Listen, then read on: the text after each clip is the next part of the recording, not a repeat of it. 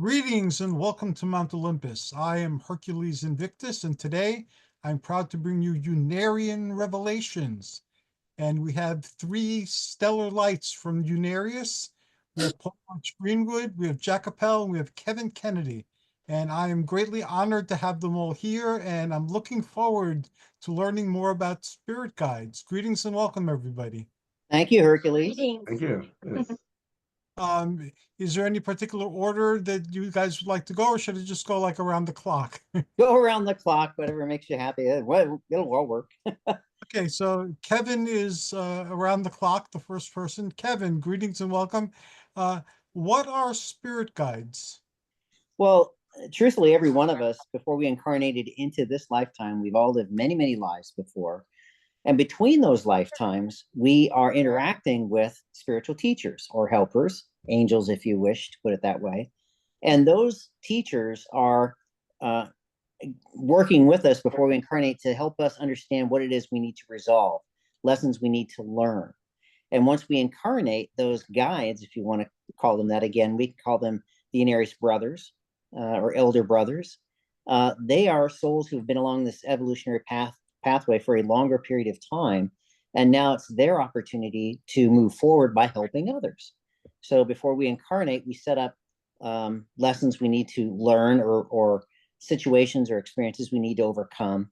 And we have these advanced teachers that are working with us to help us while we are in this physical world. So those are our spiritual guides. And as Unarius teaches us, they're not there to tell us what to do, but they are giving us the opportunity so that we can learn through experience what it is we need to understand to overcome the karmic circumstances from our past that are still holding us back. It's very comforting to know that, and thank you for sharing it. Jack, would you care to add anything to that? Sure. Yeah, and getting back to you've always had these guides or influences, actually. I know I've had a couple of experiences where when I was younger, I said, "Wow, I was really lucky in that situation," and now I realize because of what happened that it was not luck. I know there was some helping given out to keep me here, basically, because yeah, without saying too much detail in the event, whatever. So they are definitely always there helping, and yeah, and the fact that of knowing that that's the case, that they are helping, just increases your mental awareness that much more about more than just one thing, more than just spirit guy. Then you start because you get questions. What you know, how can I conceive what that is? What that concept of a spirit guide, who, because of impersonal, and so you don't really have you're not dialoguing, but you're getting this help. So that is one of the aspects of it.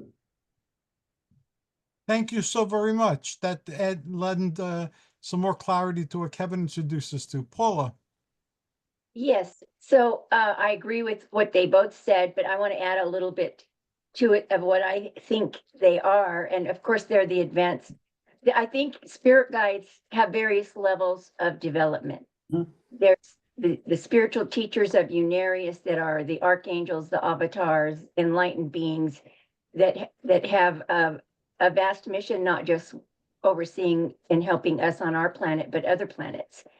And then there are lesser developed spirit guides that I think help us in those emergency situations, like what Jack alluded to, because I've had a few close calls with a fire in an apartment once and a car accident. And if I hadn't, in fact, the fire incident, I was living in an apartment and I had my daughter there, and I had a friend who was staying with me, and she had a newborn baby, and she had left the bottle on the stove, and it started a fire in the kitchen, and I was awakened, like jolted awake at 3 a.m, and I could see this bright light illuminating from the hallway, and I got up to go investigate, and it was a fire. And she ran out and at 3 in the morning was able to find one of our neighbors that had a fire extinguisher and came and put it out. But if I hadn't have woke up and she didn't wake up with the fire, it would have been a really bad outcome. And a similar situation happened with a car accident that I was in, where I was prompted to do something different than I normally do. And my 2-year-old daughter was in the car. She was probably less than 2 years old. She was 1 year old.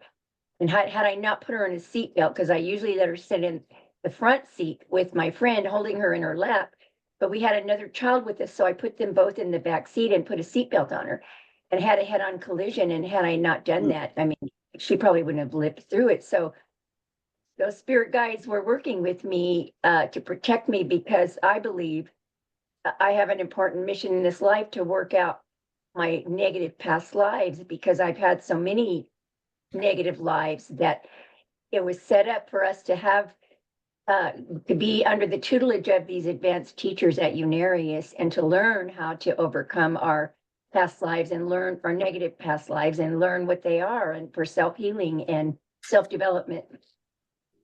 Thank you very much. And you opened the door to another question, and I'll share here also a couple of extreme example and the less extreme example. When I was young, I was working in a supermarket in New York City, and I woke up to go to work, and I was saving up money to go to Greece and travel around. In my sleep, my guides would tell me, don't leave the house today. Oh, wow. Like, Yeah. in a traditional Greek household, and you don't just not go into work. That's horrible. So my parents were lecturing me and yelling at me, but I refused to go to work. I called in sick. They told me, well, if I'm not going to come into work today, don't come back to work ever, which got me scolded some more by my family. So I stayed home, and it's a good thing I did, because somebody who had been released from jail thought that one of the clerks in the supermarket that I was working at was flirting with his girlfriend. Got a gun and wound up killing most of the people who worked in the My supermarket. God. Wow. So it pays to listen to one's guides, especially when they're insistent. And a less severe instance is, I was reading Return to Atlantis, a Unarius book that's first in the series, and someone came to me and said they were Herodotus. And Wow. I said, really Herodotus? And they said, well, are you really Hercules? And I said, in a manner of speaking. And he says, well, so sorry, if you're Herodotus, I have some questions to ask about your book, The Histories, because part of what the histories deal with is the ancient Phoenician incarnation of Hercules. So there were a lot of questions I had. So this guide, who has remained ever since and pops in every now and then, explained to me everything that was unclear to me in the histories. So I had my answers. So that's my Wow. the conversation. Kevin, have you ever had any, or do you have any stories that you can share? Oh, absolutely. Just plenty of stories. There's several that have come to mind that have helped me immediately in different circumstances, situations. A lot of mine have been in the way of when I was looking for a job. I know that sounds pretty mundane, but there's several times when I was quote unquote looking for a job when I was younger, and literally driving along the road, felt a prompting, hey, you got to go apply right there now, and did, and immediately had a job. So those types of things, very mundane, but following the guide, as you were saying, or following the promptings, helped immensely. And then there's other things where these spirit guides have been helping me and others around me in different situations where I would be let other people know, hey, don't do that. You can't do that right now. Don't be involved with that. And had different circumstances where specifically one person was, which I didn't know at the time, was involved in a drug situation. And during one of the Unarius classes, one of these promptings came through extremely strongly. And I just looked right at him without even understanding what was going on in a conscious way. I just looked right at him and said, if you keep doing what you're going to do, what you're doing right now, you will die. And afterwards, I thought, that's a weird thing to say. And turned out that, which I found out weeks later, that, yeah, he was back into abusing drugs and getting himself into bad situations, and probably 6 months from the day that that happened or so, he ended up getting himself in a very bad situation. But those are the things that occur when you begin this process of studying Unarius and aligning your consciousness with these higher intelligent beings. And I don't look at it as, oh, gee, I had some great psychic premonition, except realizing that through this process of studying the texts that are in attunement with these higher planes, it opens up this telephone line, if you were, to these higher intelligent beings, this love, this intelligence. And any one of us, every one of us who gets involved with this gets these promptings. Now, the difference is, are you listening? Like you said, are you listening? Or are you so involved with your physical life and your lower senses that you don't pay attention? And that is the question. Jack, you hinted before that you had some stories too. Are there any you care to share? Yes. I was probably 23 years old and started doing a lot of partying when I could. And so I was working air conditioning and I was using I like these little pills. They call them ups. I don't know if they're still around, who knows, but I was using those things quite a bit. So I had a Friday and I was busy and I liked running around all amped up. And then I went out and partied, and my favorite drink at the time was Jack Daniels. So, it's a whiskey, it's potent. So I drank a bunch of those, came home like 11 or 12 at night, something like that. I remember my heart was racing so much that it was scaring me. Like I was tried laying down and it wouldn't stop. And I was just getting worried. I'm going to have a heart attack or something. I mean, it was just go bump, bump, bump, bump, bump. It's pretty fast. And I don't know exactly how, but I fell asleep. And I woke up in the morning just completely fine. And I remember the very first thought I had is, how did that happen? I mean, when I was that amped up, yet I was able to, I feel I was, given some real serious help there taken out of my body to keep me here to continue doing what I'm doing now, working with the Unarius and doing these things to help spread the word about this teaching and the help that you get.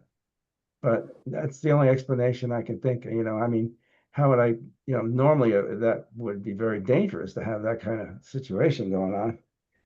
But yeah, so that was what happened. That was the most significant thing that I can think of.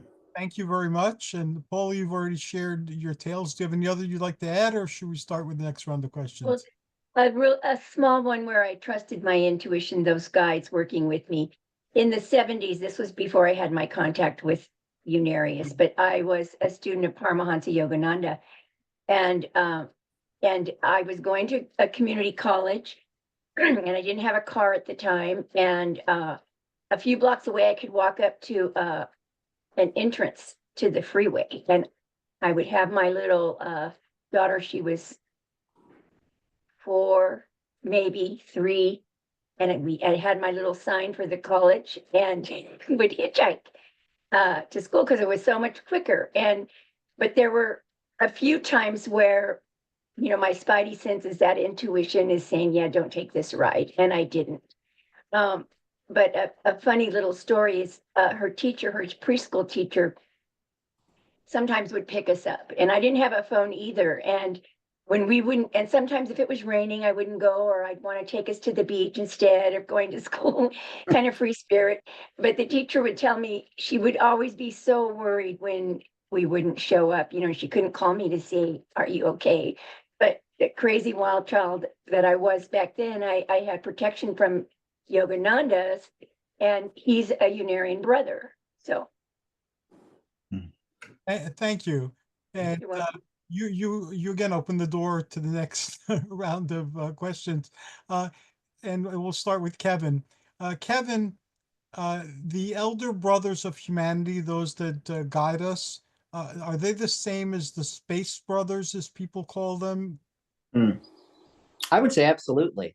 And Uriel didn't differentiate between the space brothers and the brothers from the inner worlds or higher planes. she referred to them all as space brothers. I would, if you want to differentiate them, you can say, well, the space brothers are, material people that are higher intelligences, have developed themselves through many lifetimes. And the spiritual guides are those who are on the inner planes or non-atomic worlds. But really, when all is said and done, you're referring to somebody who has gone through the lessons and learned the life lessons and graduated from having to be on this physical earth world or any earth world, and now can reside or stay on these inner planes of light without having to reincarnate again. In other words, their karma, the negative experiences from their past lifetimes, is not pulling them back to this earth world. For 99.99999% of the people on planet Earth, we keep coming back to this earth world because this is what we understand. This is our base plane rate. This is what we are relative to. So those space brothers are those beings, those intelligent beings who have graduated, and now they can serve as helpers, channels, teachers. They're projecting the love and the infinite intelligence to us in these promptings, as we've all been talking about, to help us. So, you say, well, what's the difference between that and, everybody has this thing happen where I was thinking of this person and then the phone rang. Well, that's common, thought oscillation between souls. But what we want to learn to do is to, as Unarius teaches us, is how to clean away all the garbage in our psychic, in our mentality, so that we become more receptive and relative to these higher intelligent beings, this more intelligent frequency, this cleaner love vibration, to make that more a part of our lives. And then, as we've been talking about, and you understand and have experienced it as well, once you begin this process, this evolutionary process of letting these things go from your past and changing the bias of those things, now you become more receptive and aligned to this higher frequency. And it's a fantastic way to live, because you're listening. You're not just bulldozing through life trying to overcome anybody in your path. Now you're learning that the more intelligent way to live and to be is to let it come into your consciousness. Let yourself be guided by this influence. And when we live that way, it just becomes a heck of a lot easier. Yes, it does. Never easy, but a lot easier. Jack, do you have anything you'd like to add to that?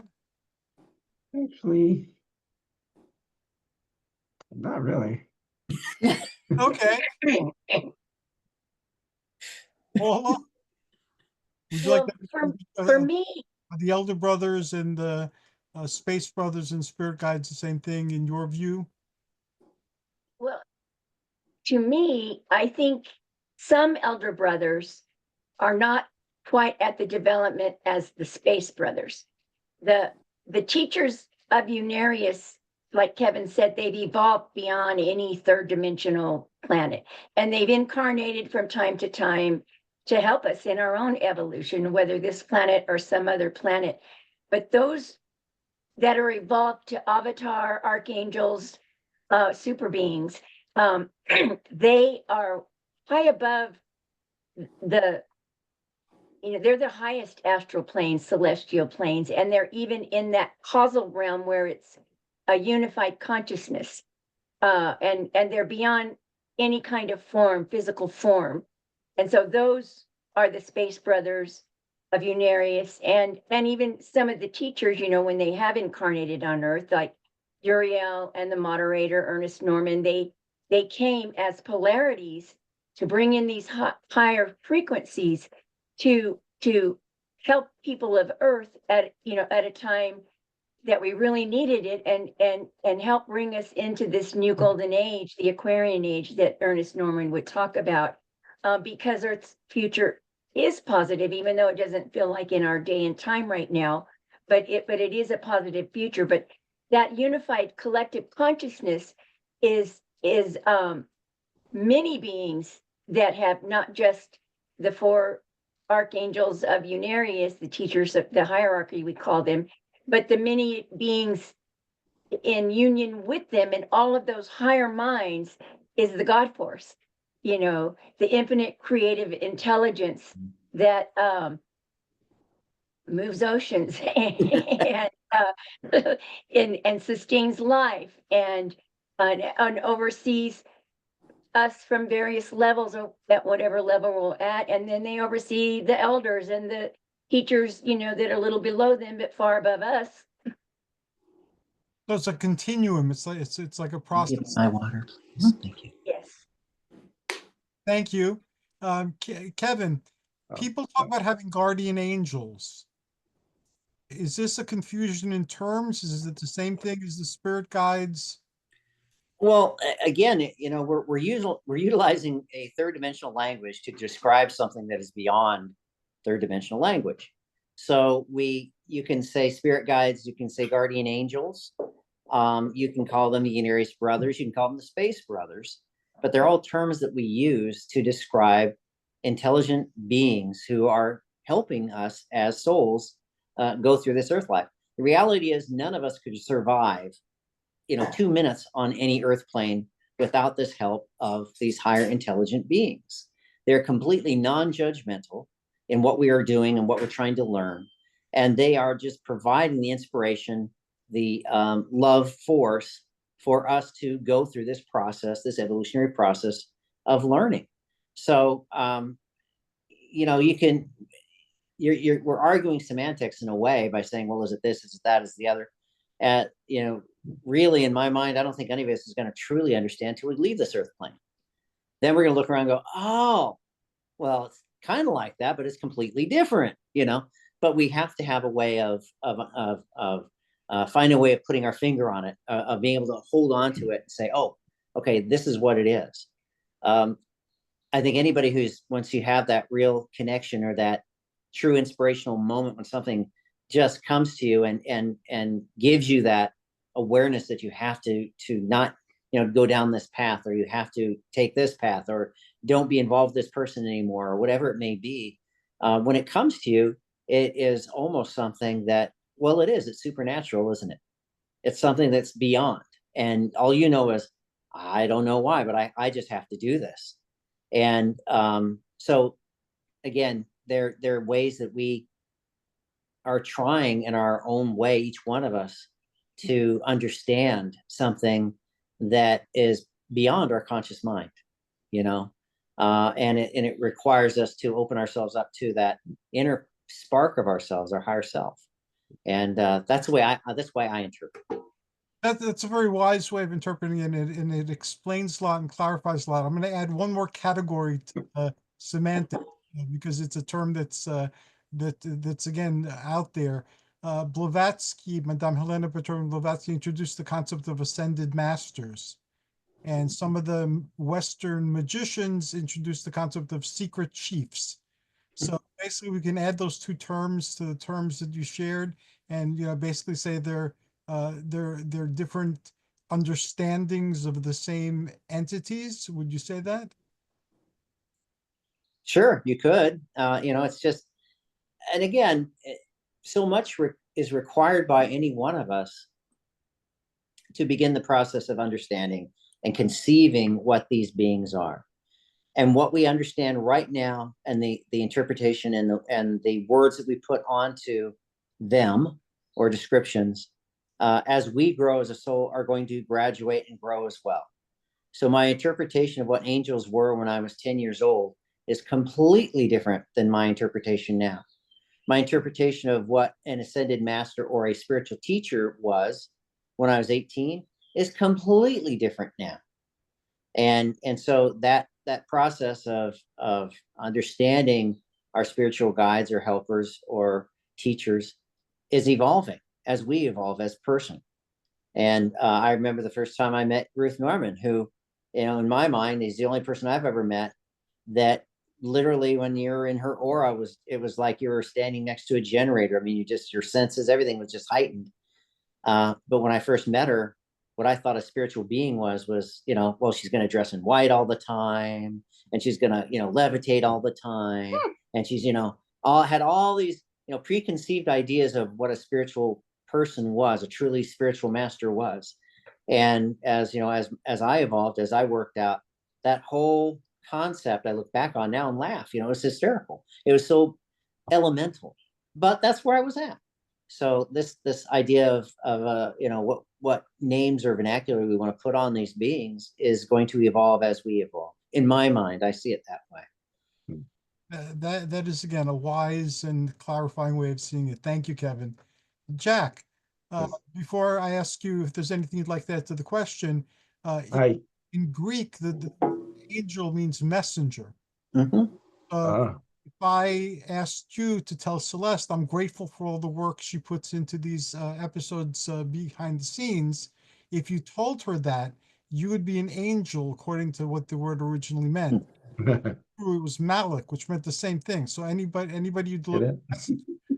was an angel or a Malik. And a lot of other words too, they originally meant something very different. So thank you, Kevin. That was very wise perspective. I actually do have something I could add. I just needed a minute to regroup. Okay. Uh, you know, we talk about we've been talking about guardian angels or whatever, and helpers is another way to think of it, because I had an experience that was really powerful when I when I first made contact with Unarius back east. That I was looking for some help. You know, I was having psychic issues of, so to speak, you know, tormenting things happening, you know, being tormented by certain things. So that was real obvious that my my past at the time, I had no idea that it was, I had no idea that this was something I was involved in the past. And I'm, you know, so it's, I had somebody who was angry at me from the other side doing this. Now, I read my 2000-year psychic memory as Mary of Bethany that was sent to me in Terrace at the time, sent me a packet, and it was big. It was like this thick. There's a bunch of stuff in it. It was great. Well, anyway, then the next morning I woke up, and I had been sensitive, like, to a degree, but not in the right channel. You know, I was seeing the lower end stuff. So when I got up in the morning, I stood up, and the whole room kind of, I saw the room at first, and then I just saw that nothing but this white all around me. And in the back of my mind, I saw this woman standing up, a blue long robe, hood, you know, big back, whatever, I don't know what they call that, and holding the staff, and I didn't know who it was. And was just smiling at me, you know, no words. I didn't get any impression of that, just smiling. And I felt disorientated. So I went like this, and I remember as soon as I touched the dresser, poof, back into, you know, into the room. And so that was a super powerful experience, but there was more to it, because it happened about, I think, three or so days in a row, that at night when I went to lay down to go to bed, that was when I was, you know, most, you know, concerned about stuff happening to me in a bad way. And I mean, to me, it was just clear as a bell, where there were these hands when I was laying down on my back, going like this around me, you know, lighted, like white lighted hands, you know, like a couple sets of them.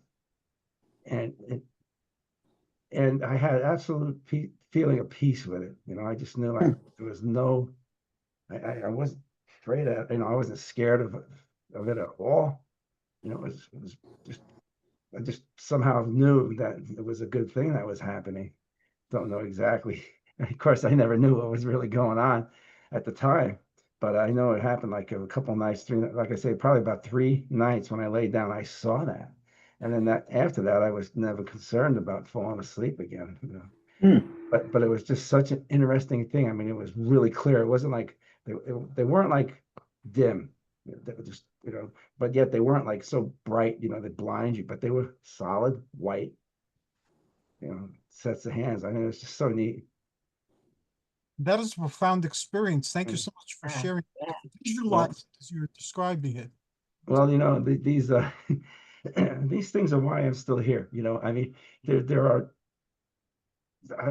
it's just too powerful. It's the only way to describe it. I mean, it was just a powerful experience. It definitely left a forever impression on me. Mm. So that's why I'm here doing what I do. You know. Thank you for sharing the experience and thank you for doing what you do. Thank you. Paula, anything you'd like to add? Yes, well, I don't remember what your original question was about Blavatsky, but what came to mind about her, and you said the chief, something chief, which I wasn't familiar with, but It's a in Western occultism, the ascended masters are thought to be magicians, in the sense of pulling rabbits out of hats, but causing changes in the world with their will and so forth. They become secret chiefs, so they're either incarnate secret chiefs or they're in the astral, but they serve a lot of the same functions as guardian angels and ascended masters. thank you for clarifying that. But when I thought about Blavatsky, it made me think that um, that was her mission in life. You know, there's a big book that she wrote, or it's about her, I don't remember, but she had some training and some spiritual development. And at the time that she came into the planet, you know, this was part of what she set up before she incarnated through her training on these higher worlds in between lives, that this was what her mission was going to be, and how she was going to forward, she was a forward thinker, bringing these concepts at that time and age.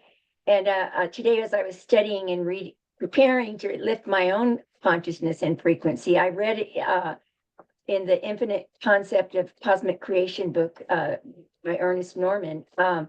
He talked about how true mediumship is trained for thousands of years, thousands of incarnations, that you're trained for that development.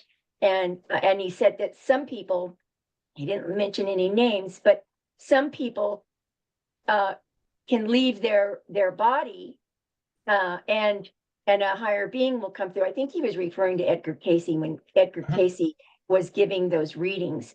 And so, and I think that even, you know, some of the psychics at the psychic fairs, you know, have a certain development, because I've had some really valid, brief, you know, earthly readings from some of those women. So they're all at different levels of development, but the true mediumship where it's 100% clear, like Ernest Norman was, you know, it's thousands of years of training and hundreds and thousand years of development of, you know, on living in the third dimensional planes.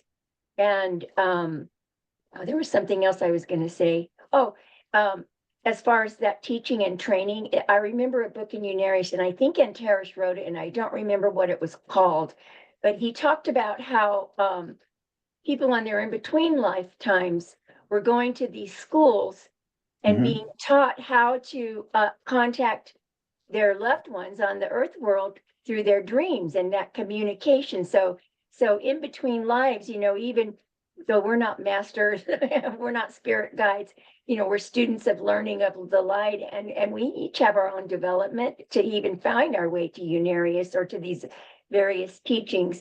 But it's an ongoing training for everybody, even, you know, people that don't have the interest that we do, that all of us do right here, you know, the four of us, but learning how to communicate with their loved ones on earth from the other side, classrooms. That is awesome. And if we had more time, I'd share a little bit more about my personal background, because it ties into Blavatsky and so forth. But thank Well, you, tell us. and thank you for opening the door to that line of inquiry. Okay. I'll start again with Kevin. We'll go around. Yes, Chuck? I just want to say one quick thing. I realized I omitted something important when I was talking before. Okay. When I was talking about the woman's in my vision smiling at me, that was Ruth Norman, or Uriel, that was my first contact with Uriel, who we know to be as an archangel. And so that was my first contact with Uriel in this lifetime. My first really strong one. I don't know. I'm not ruling out anything before that, but I just had to say that because I realized after I was sitting, it's important. We all know who it was, but yeah, for anybody else, I needed to say that so they know. I figured that too, but thank you for clarifying. And you reinforced what Jack and Paula were saying about these beings incarnating. You know, and Ruth Norman was obviously an example of someone incarnating to work with us here on our rate of vibration. We're all fortunate in through Unarius or other means have developed relationships with the other side and communication with the other side. For someone listening to this program who's just starting their spiritual journey, how would they go about communicating with the spirit guides or the elder brothers and sisters? How could they begin that safely? Well, I always, it's such an interesting subject and topic because people want to hear, well, you sit down and you meditate and you do this or you do that, or, the reality is really this. If you want to communicate more with those beings and your guides and your teachers who are working with you from the inner planes of light, get yourself involved in something positive. Get yourself involved in doing something selfless.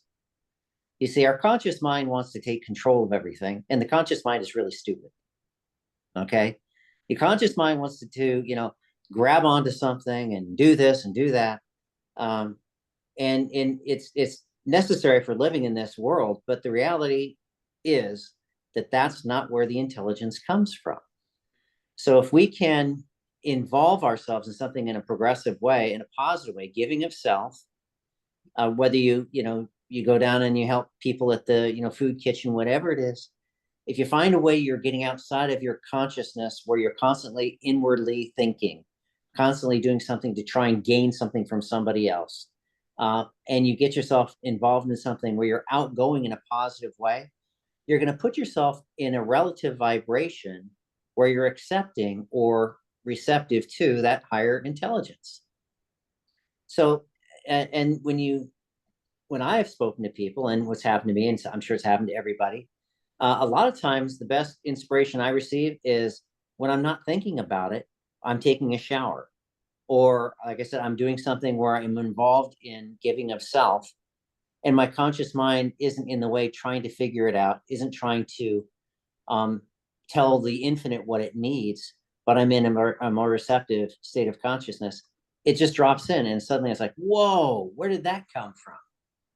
And really, when you look at all of the most famous inventors that you can read up about on our Earth world, whether it's Tesla or Edison or whomever, you can find that they usually kept a cot in their laboratories where they go lay down for a while and just go to sleep for a while, take a nap. And when they woke up from the nap, they had the answer. Well, again, it's the same thing we're talking about. Your conscious mind wants to figure it out, but it's not really smart. It's just in this third dimensional frequency. So they would take the nap and they'd open up to their inner self, and their conscious mind would be in a submissive state, and they would get the answers. Same thing I would say to anybody who wants to be more open to their spirit guides. Do something for somebody else. That is number one. You want to help, you want to get more information from your spirit guides, start putting yourself in a relative frequency to that more positive information. That's number one. If somebody said directly, what would really help me? I'd say study Unarius, flat out. Study the infinite concept of cosmic creation. Study the pulsive creation books, because that is a direct line to those higher intelligent beings. And as you study that, you get lifted in consciousness to that more sensitive state, to your higher self and to those beings on the inner worlds, and you get the answers. And it's happened to me over and over again. I'm sure it's happened to you, Hercules and Jack and Paula. As you study, you feel that beautiful frequency come in, and you get your answers because your conscious mind is not in the way. I get my answers through random conversations and things. And the Tesla and Edison story, you're the third person who repeated that story to me today. Wow. Earlier, talking to Celeste, I don't remember if it was today or recently, but I had asked the universe a question. Through our conversation, the question got answered. So I found that helps also, just remaining open and see what comes your way. Thank you very much, Kevin. Jack, would you like to add anything to that? Yes, that was an important aspect that Kevin was talking about, of getting your consciousness in a different place by studying something or giving a self, because you have to understand that where we're at and where we've been in our many past lives is not, we haven't thought much about a really higher place or consciousness. We thought that maybe religion, depending on the person, and had the answer, and that's where we were going to get our salvation from. But one of the things that I learned, I mean, I talked about all these experiences I had, but I still didn't have an initial psychic rapport, I call it.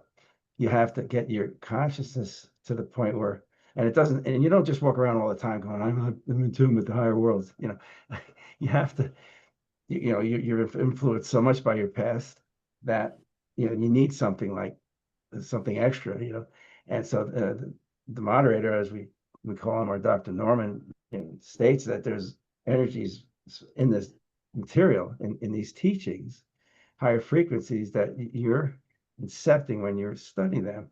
So what happens is that changes what we use this term all the time. It changes your channel, changes your channel of consciousness from 33 to 3300. I think we used to hear a lot. So you get a much different perspective, and you'll see when it happens, that you'll experience things. So when you communicate with the higher realms, it's like I had mentioned, it's really usually not verbal. You're not in words. You'll get help at night. Many of us, countless times, have talked about waking up and getting the answer to something, or getting that answer in sleep state, or like in the shower, or sometimes driving, where you just kind of, mind's a little, the same old routine kind of thing, and all of a sudden, wow, I get this idea of something I've been trying to figure out or whatever. And or another thing we talk about is, we have tools that help you, work out. Basically, developing that rapport also involves having a freedom of consciousness in a way that not so much influence from the past, but more influenced by thinking ahead, thinking of the future, and taking those things from the past that have been previously holding you back, and working with them so that they don't influence you anymore. So that's the karma aspect of what we learn here. We say, you hear a lot, somebody cuts you off, and then before the car gets out of your sights, you see somebody cut them off, and a lot of people say that's karma. It's karma coming back. But it can be much worse than something simple like that, depending on what the particular situation is in your life at the present time. So, but the idea is those things from the past, those mental aberrations, as they're called, when they're there, they're stopping you from getting that ability to raise your consciousness. So it gets easier as you go through these periods in your life where you're maybe upset or sick or feeling terrible or something hurts or whatever, or when these things are expressing themselves, that's the time to do something about it. They're hot on the iron. They're right there. Get them off. But so we use these things to picture what in the past is this a reflection of, because that's what it is. Everything that we have is coming from the past, so it's reflecting into us now. So, and that's really what we're learning when we talk about, how do you communicate? I think being involved in a mental state that you use your consciousness for something positive, and is as a surefire way to get you a few steps along in the right direction. And yeah, I think I'm done. Thank you very much, Jack. Well, Paula, is there anything you'd like to add to the question? Yes, I agree with what they said, lifting your consciousness, lifting your frequency, so that, you're rising above the physical, mundane, material world, and lifting your consciousness raising your frequency a little bit more to those teachers' levels so that you're receptive and open. And in the beginning of my spiritual journey, I was a meditator, and I didn't know how to meditate, but you have to be careful, because if you don't have that spiritual protection, and even sometimes when you do, some lower astral entity can come through and disguise themselves as a teacher, as a master, and you don't want to get stuck in that kind of situation, getting false information. But when I was beginning in this spiritual journey, didn't know about reincarnation, didn't know about ascended masters. I was very beginning of my spiritual journey. The only thing I knew of spiritually was the Bible, and I wasn't really into the Bible, but I was reading Revelations, and I heard this man's voice say, and I was reading about the New Jerusalem in Revelations, and Ernest Norman talks a lot about the New Jerusalem, but I heard this male voice say, "You're going to help build it," and I thought that was God's voice. Well, now I know it was one of my spirit guides, one of my spiritual teacher, and I was led to eventually find my way to Yogananda's group, and reading his autobiography before I even made it to a temple. I saw how he meditated and he talked to God in his meditation. So I sat on my chair in my living room with my legs crossed and didn't know what I was doing. But he described seeing this blue light, in his third eye. And as I'm sitting there trying to meditate, and I don't know how to meditate, I don't know what it is, I saw this blue light in front of me, and it lifted my gaze to my third eye. And that was my spiritual teachers, guiding me on how to meditate and guiding me to Unarius, or to Yogananda's teachings, which was a stepping stone that prepared me for Unarius when I was, and I was ready for Unarius by that time. And just by, like Kevin said, to listen to a tape or read a Unarius book, because those advanced masters avatars, the teachers and founders of Unarius, are so advanced that by reading a Unarius book or listening to a Unarius tape, their frequency alone is lifting our frequency. And so, that's the best way. And if you don't want to join Unarius, kind of be quiet, take a quiet moment and listen to some classical music, or some new age instrumental music to kind of clear your mind. And your guides will guide you maybe to some spiritual path where you can get, assistance, whether it's Yogananda's group or Unarius or some other group. It's all levels of development of where you land, but I would say I would recommend to get help with some kind of spiritual group, and not to do it on your own by yourself, because they may not be aware of false entities claiming to be masters and helping you. Thank you. That's a very wise precaution to take, because it is hard when you're dealing with the astral plane, which is the imagination and desire and dreams. Sometimes it's hard to discern who exactly it is that you're interacting with. And that's going to lead to my next and last question, because we're approaching the end of the hour. Is it wise to pursue developing psychically, or developing your clairaudience, or to develop the gift of mediumship on this side of the veil? Well, when we talk about spiritual growth, that's what we're doing. I mean, that's all there is spiritual awareness, psychic awareness, spirit awareness. That's where we grow. So, and when you talk about developing it on this side, if we're developing on this side, it's because we've done it on the inner first, before we incarnated. So it all comes back to the person's understanding of life and where they are at. If a person has tremendous, which I understand that I've had so many negative lifetimes, that as I would attempt to understand and delve into spirit under awarenesses before my contact with Unarius, they were so clouded and so dark, because that was the level of understanding I was at. And I was carrying so much karma with me that I really wasn't seeing that higher frequency. I wasn't tapping into or receptive to that really truly higher frequency. So that's up to each person to understand, and that's their own soul growth. Now, I would say this, the thing for myself is for everybody on this planet to understand, even if, like Paula said, if you're not ready for Unarius, that's fine. But understand and be aware that every one of us are connected to infinite creative intelligence. We all have that spark of light, of life, that flame that is within us, within our psychic body, within our energy body. And when we are learning, growing, and becoming more receptive, we're fanning that spark that's a part of every one of us.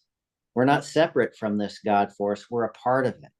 And so this process of learning to be receptive to our psychic self or the guides on the inner planes of light is a never-ending journey.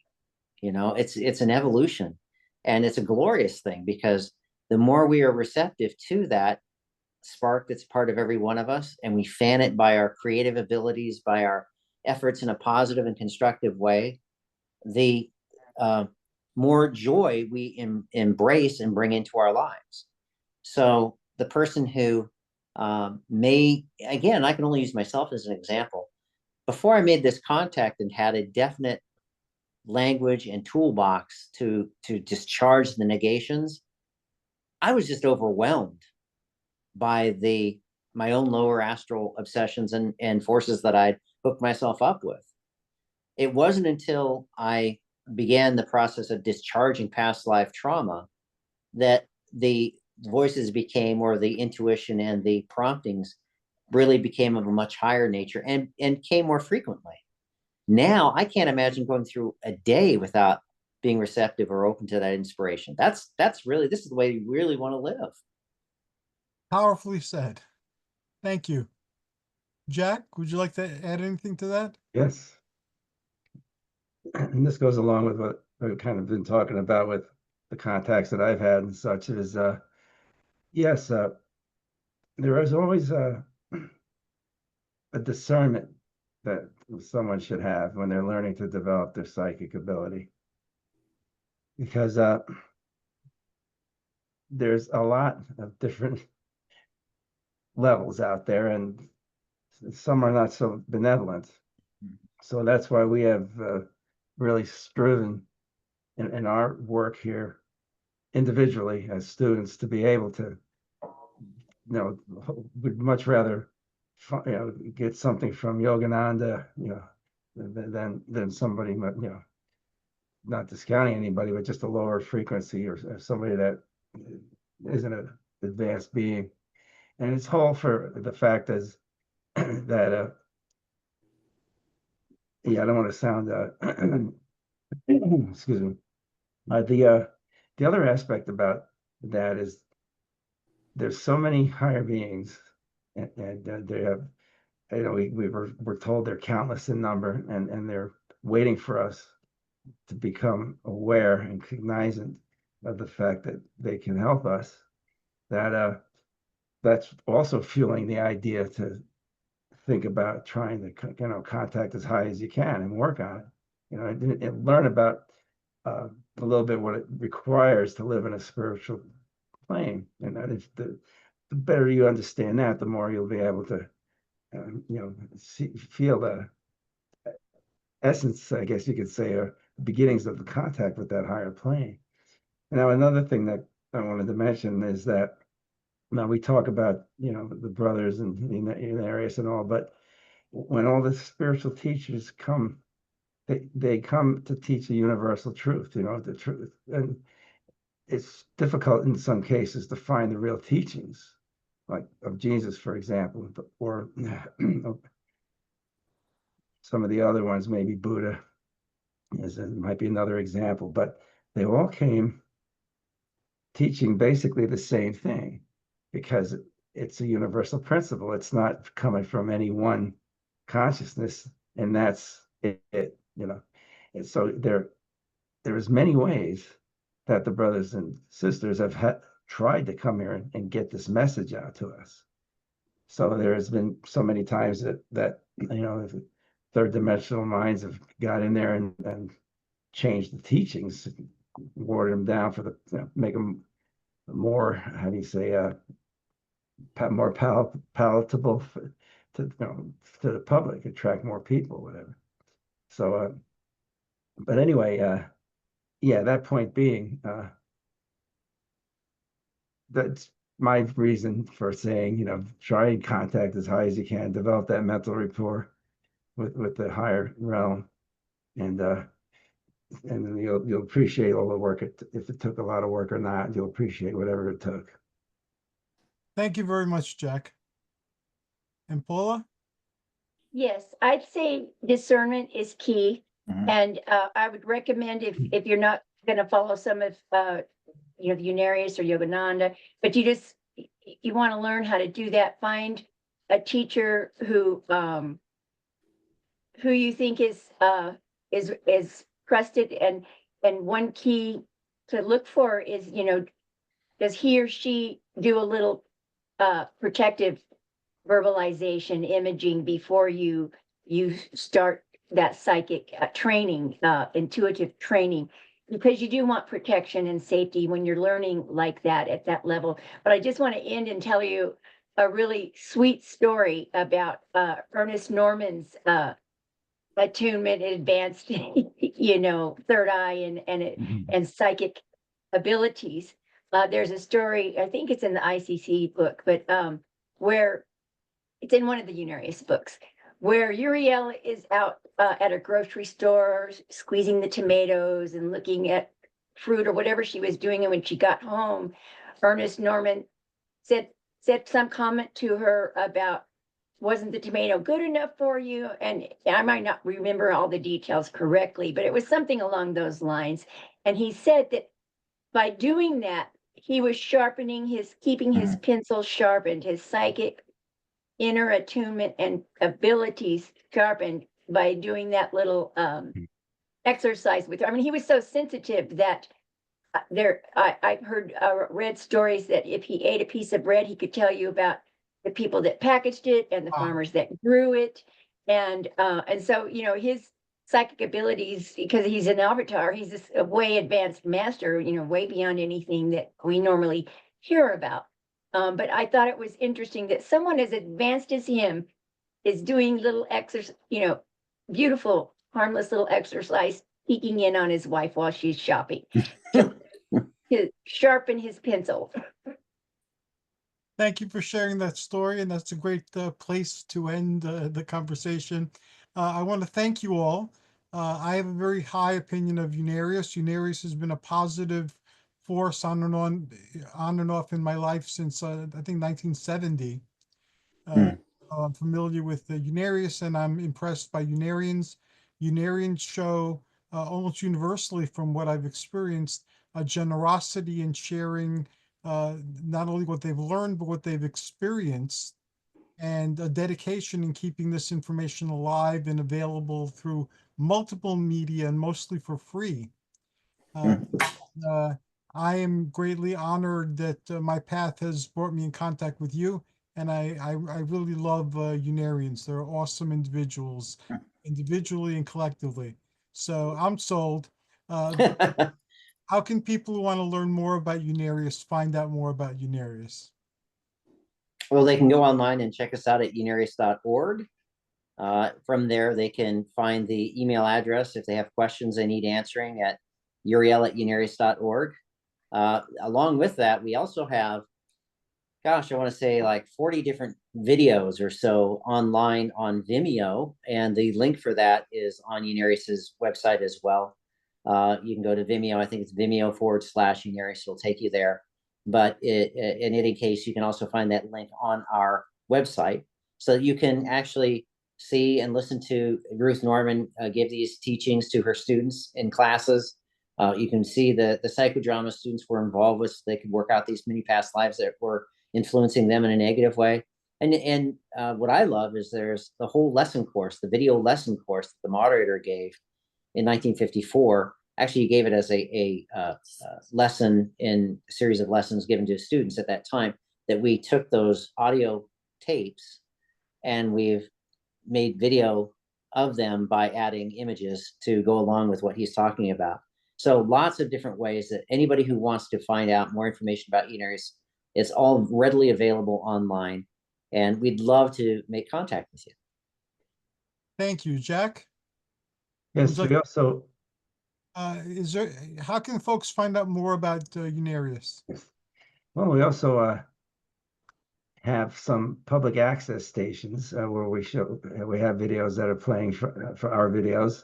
And again, that list of public access stations is on our website. And we also have classes twice a week, and they're very reasonable. We Zoom them, and you can get involved that way, or just tune in and see what we do a little more if you'd like. And yeah. Thank you very much. And Paula, anything you'd like to add? Yes, YouTube, Unarius 33. You can go there and see videos of Unarius. And I just wanted to say that we love you too, Hercules. Absolutely.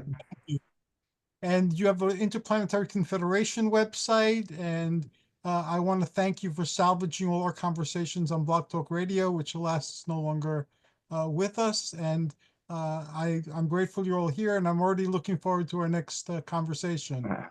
So Thank you, Hercules. Right. Thank Yes, you. thank you. Thank you. And thank Greatly you appreciate it. for listening.